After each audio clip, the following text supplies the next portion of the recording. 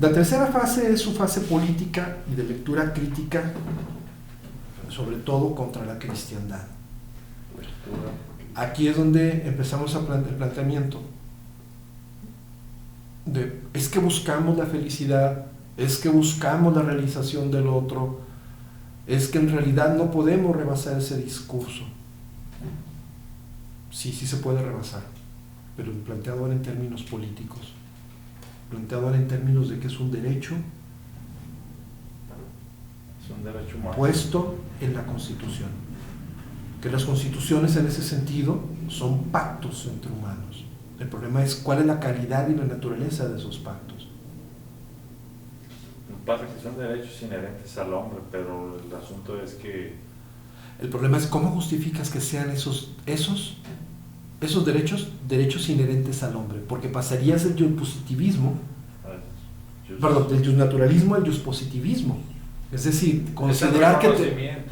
No se quiere dar el reconocimiento. Pero tenemos que explicar muy bien. a Nidia. O sea, el problema sería si está en la naturaleza y cómo pasa en una constitución. ¿Sí? O sea, realmente están puestos ahí para todos los seres humanos y por los seres humanos, y lo encontramos de manera universal porque es un designio desde la divinidad en la naturaleza y luego a nosotros, o al revés. Eso es un pacto que hemos construido. Esa sería la diferencia.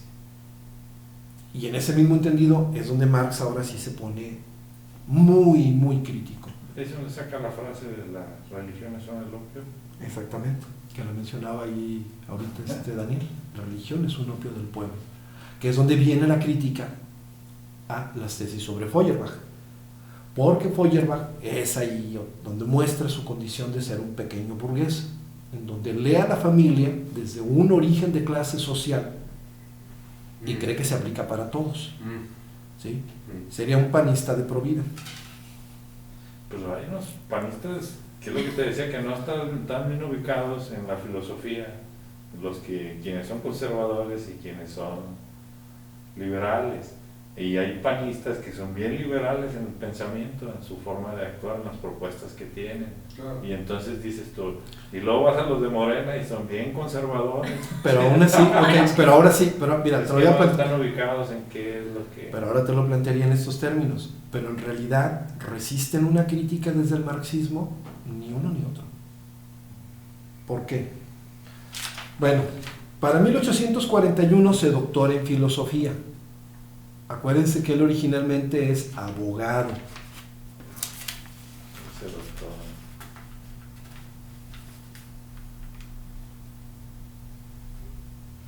No sabía que era doctor en filosofía.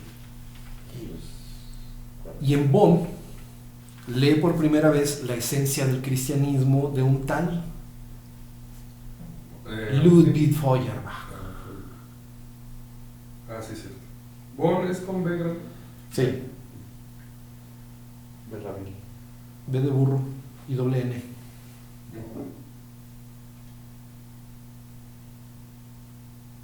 Por primera vez la esencia del cristianismo de Ludwig. Te lo voy a deletrear como castellanizado. L. Feuerbach, que habíamos dicho que se traduce como aguardiente y arroyo de fuego. Feuerbach. Bach es arroyo y Feuer es fuego. Tiene un bonito apellido, arroyo de fuego. Feuerbach. ¿Verdad que sí? Sí. Feuerbach. Pero también literalmente es aguardiente. Entonces era Luis el Teporocho. No es cierto.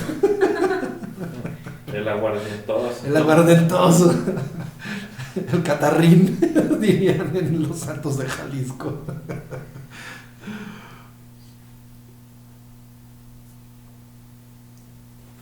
Y aquí es donde todo lo que hemos platicado se expresa. La burguesía, como no tiene un partido político en Alemania,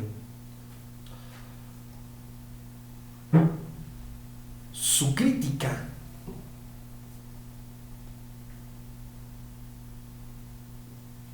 está centrado en la falta de expresión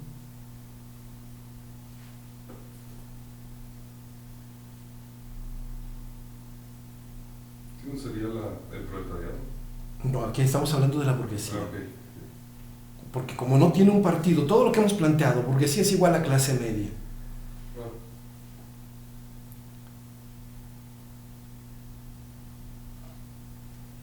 La falta De expresión,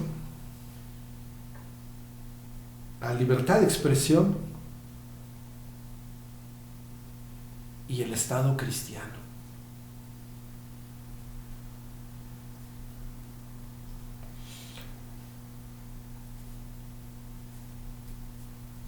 Feuerbach es más cercano en su planteamiento político a todo lo que vimos alrededor del Sturm und Drang y el romanticismo.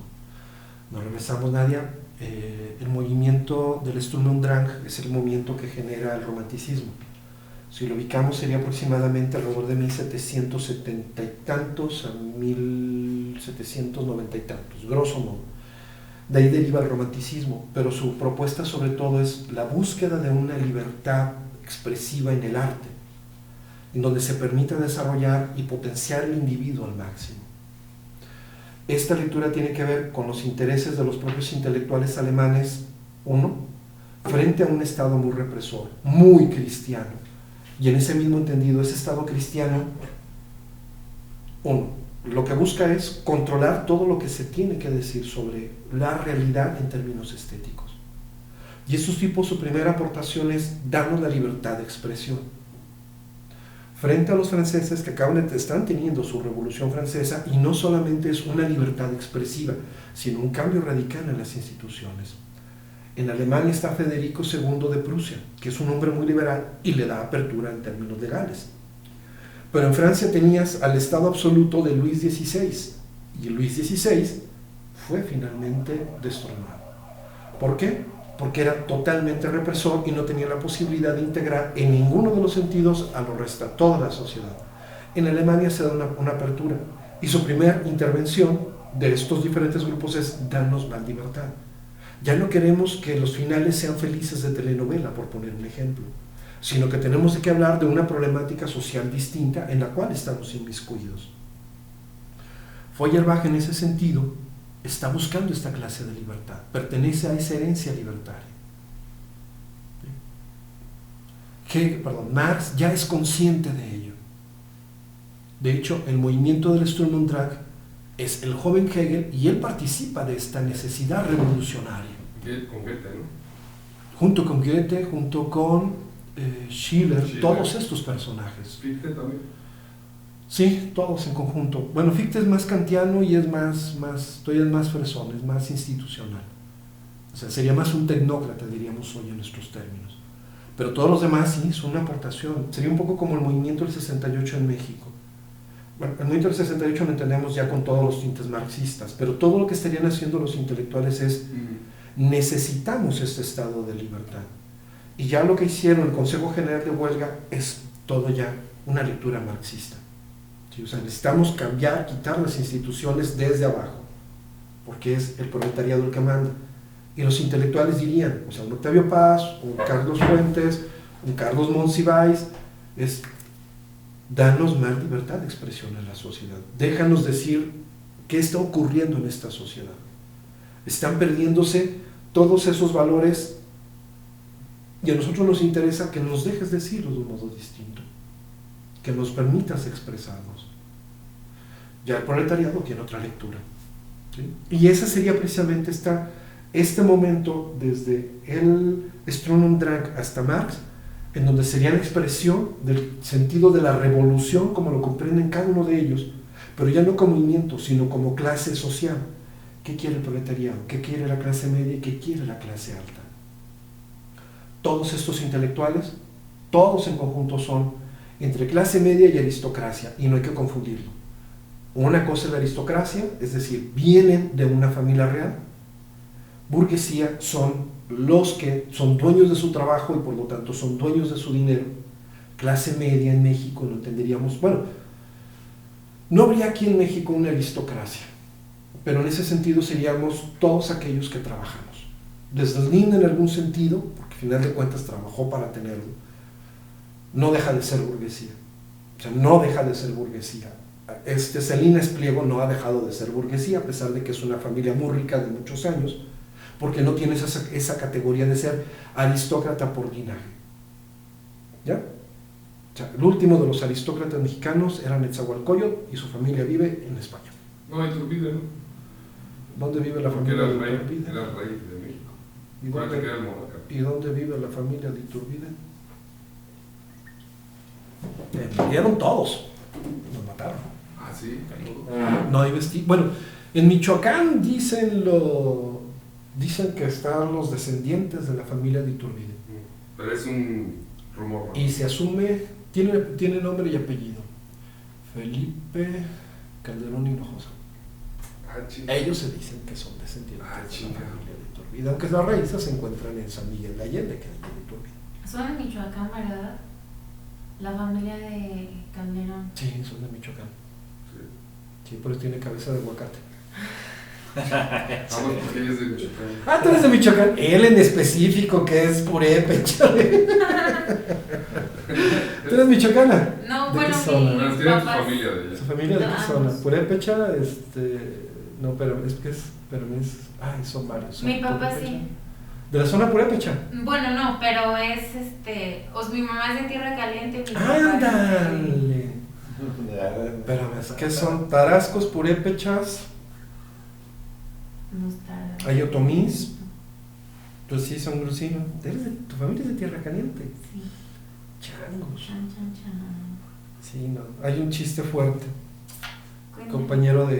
Compañero de la universidad, que su abuela era de la zona de Tierra Caliente, Michoacán. Ajá. Colindante con Tierra Caliente, Guerrero. De Guerrero, Y sí. decía, es que no sabías de quién cuidarte más, si de los alacranes o de la Exacto. gente. Ah, chinga. No, sí, la gente de Tierra Caliente Sí. es de cuidado. Gacho, Sí. gacho. Feo. Ah, chinga. Sí, Pero no suele decir. tienes cara como de Nueva Italia, como de esa zona. Mi Más o papá menos, es ¿no? pues de esa zona de entre Tlalpujahua, Marabatío, Los Reyes. O sea, Los Reyes está entre Marabatío y Tlalpujahua. Sí. Tengo buenos amigos allá de Michoacán. Muy buenos amigos. Eran ay, no era de Marabatío, el otro, Uruapan. Uruapan. Él era de Uruapan. Es el doctor Roberto Romero Pimentel, él vive en León. Te va a gustar la anécdota. Él es sobrino de José Rubén Romero,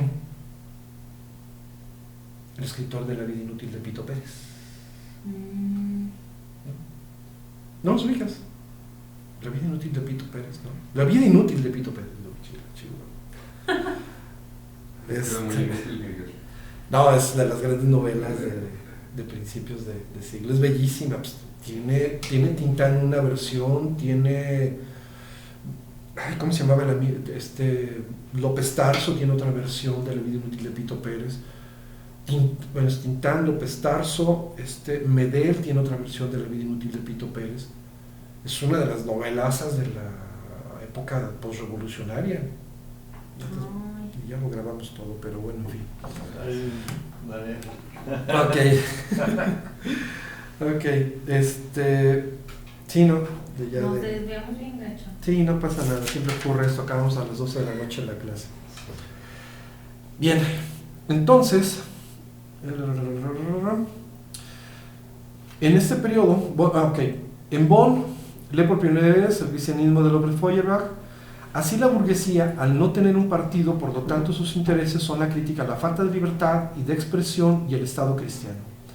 Marx es un burgués y un intelectual orgánico, que está atendiendo en estos momentos estos objetos dentro de sus críticas. Pero si es un intelectual orgánico. Sí.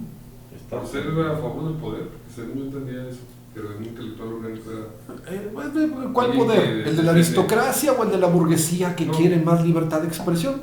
Es orgánico. Pero era de la burguesía, pues. Un burgués. Ah, ok. De estos burgueses que querían ser revolucionarios, ¿no? Como Ackerman. Ándale, como superdelegado. Bueno, puede ser un superdelegado en Michoacán, del que estábamos hablando. Sí, exacto, eso sería un burguesito. Eso sería, eso es en ese sentido despectivo. Sí, que no tiene idea de que es el pobre, ¿no? Ándale. Nunca Y habla de tenido. pobreza. Y habla de pobreza, como de. Sí, sí, sí. Exactamente. Exactamente. Esa es la libertad que están buscando. ¿Ya? Sí. Pero en este periodo se incentiva su actividad periodística y ataca a la burocracia, la religión, a la pequeña burguesía, Ataca la burocracia. y es exiliado en París. Bueno, es exiliado y llega a París. Aquí es donde cambia toda su visión sobre el Estado alemán y el proletariado alemán.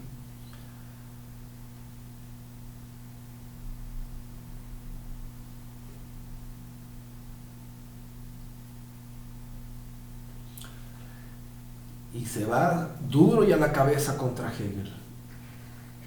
Aquí escribe la crítica del derecho del Estado de Hegel.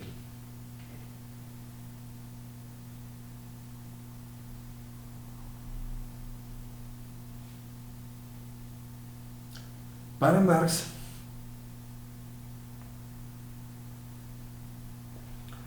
aquí el comunismo es una abstracción todavía dogmática.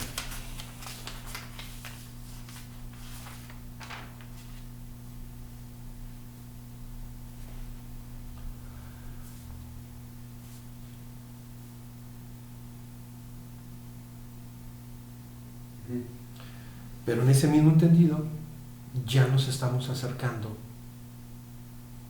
Bueno, más bien Marx se está acercando al trabajo de los obreros y las comunas francesas.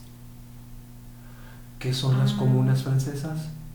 La reunión de todos los obreros que están pegándole duro y tupido a todo el sistema político francés, todo el sistema económico.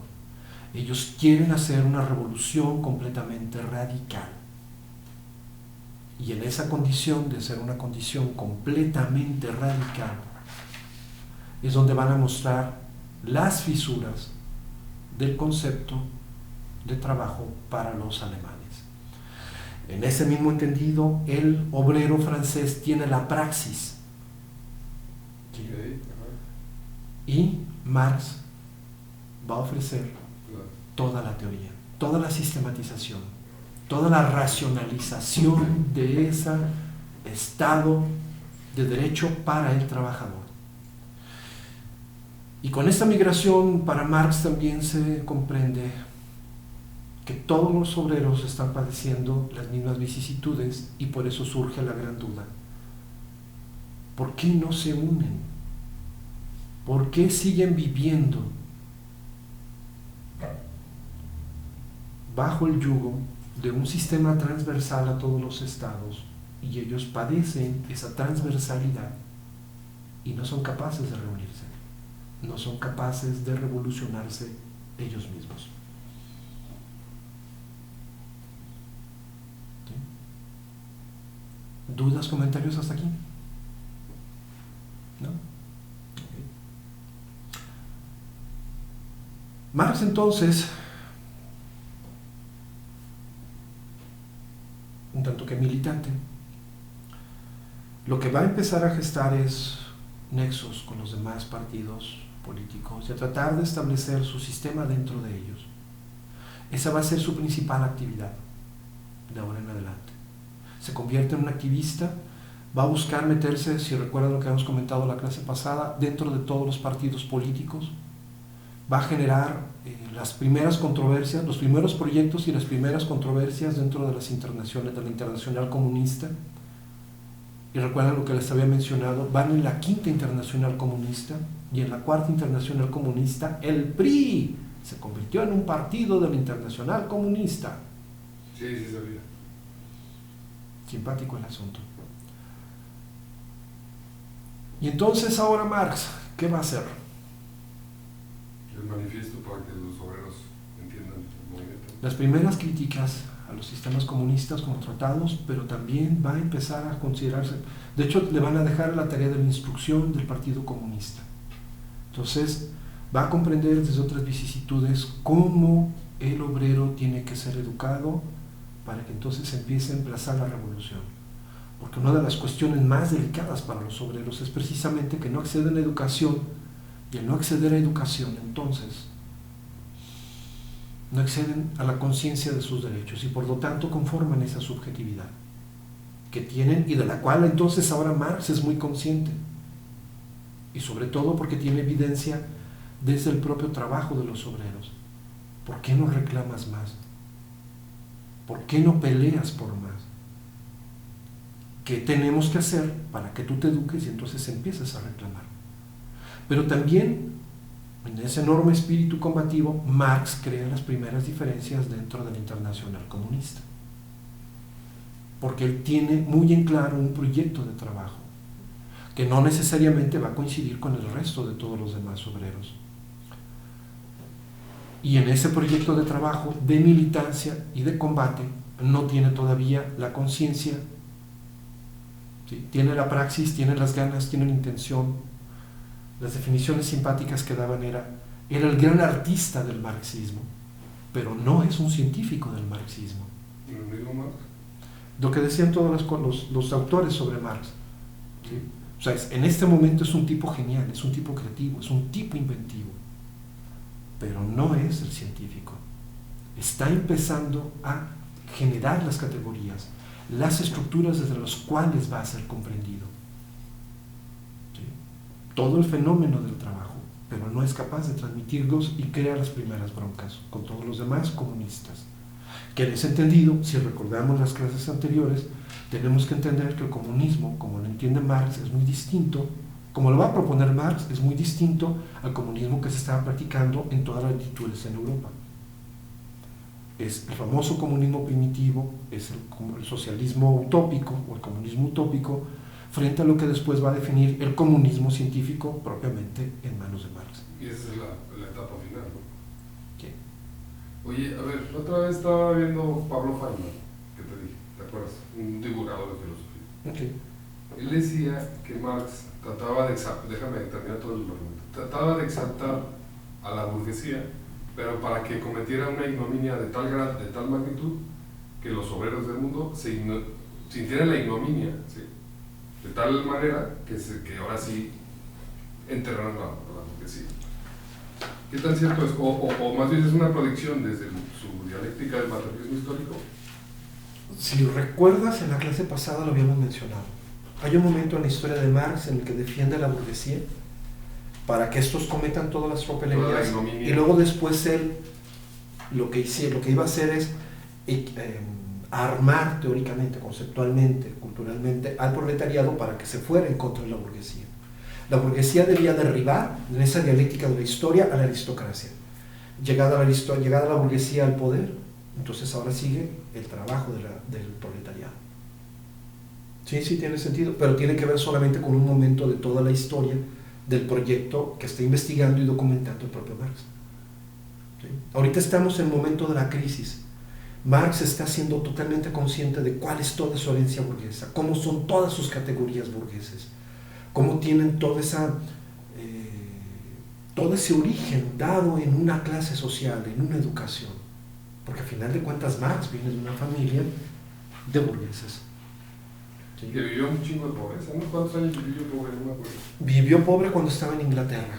Vivió como 8 años en pobreza extrema.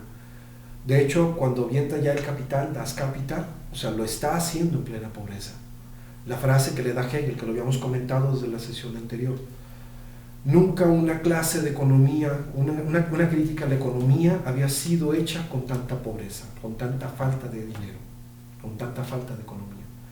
Pero también nos habla de un perfil psicológico del propio Marx, en donde de hecho al propio Marx se le mueren hijas de inanición y enfermedades, se le mueren de bronquitis en medio del frío inglés y de la pobreza en la cual está viviendo. Pero también la otra parte y la otra lectura es, si recuerdan, es que Marx recibe una herencia y él la despilfarra, porque además Marx le gustaba la fiesta y mucho. Sí, en general la fiesta, todo lo que implica prostitutas, alcohol, dispendio, esa herencia que había recibido la maltrata, le despilfarra. Y otra vez, ¿no? O sea, hay que leer también esa parte. A diferencia de Adam Smith, que es un tipo muy ordenado financieramente, Marx es un tipo que no sabe administrar. Que es muy curioso en ese sentido, ¿no? Y que también en ese sentido, lo habíamos mencionado en la clase anterior, como parte de ese perfil, cuando teniendo esa abundancia y saca la nueva Gaceta Renana en París, se volvió en todo un dictador.